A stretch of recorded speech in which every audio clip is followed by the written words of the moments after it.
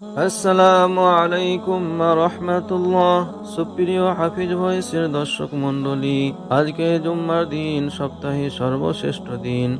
এই জুম্মার দিনের গুরুত্ব ফজিলত হাদিসের মধ্যে অনেক এসেছে। একটি হাদিসে হযরত সালমান রাদিয়াল্লাহু তাআলা আনহু হতে বর্ণিত, রাসূলুল্লাহ সাল্লাল্লাহু আলাইহি ওয়াসাল্লাম বলেছেন, যে ব্যক্তি জুম্মার দিন সুন্দর করে গোসল করবে, অতঃপর তেল ব্যবহার করবে এবং সুগন্ধি নিবে, তারপর মসজিদে গমন করবে, দুই মুসল্লির মাঝখানে জোর করে জায়গা নিবে না, সে নামাজ আদায় করবে এবং ইমাম যখন খুতবা দিবেন চুপ করে মনোযোগ সহকারে খুতবা শুনবে, দুই জুম্মার মধ্যবর্তী সময়ে তার সব গুনাহকে ক্ষমা করে দেওয়া হবে।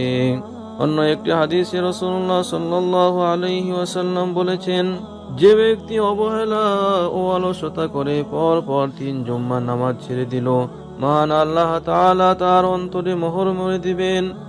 আরেকটি হাদিসে রাসূলুল্লাহ সাল্লাল্লাহু আলাইহি ওয়াসাল্লাম বলেছেন, যে ব্যক্তি কোনো ওজর ও ভয়ের কারণ ছাড়াই জুম্মার নামাজে অংশগ্রহণ করে না, মুনাফিকের এমন দপ্তরে তার নাম লিপিবদ্ধ করা হয় যা কখনোই মোছা বা রদ করা যায় না। এই জন্য আমরা সকলেই জুম্মার নামাজে কখনোই অলসতা করব না। শুধু জুম্মা নয়, আল্লাহ সুবহানাহু ওয়া তাআলা যেই নামাজ 5 ওয়াক্ত আমাদের উপর ফরজ করেছে, সেই নামাজ কখনোই আমরা অবহেলা বা অলসতার কারণে ছেড়ে দেব না।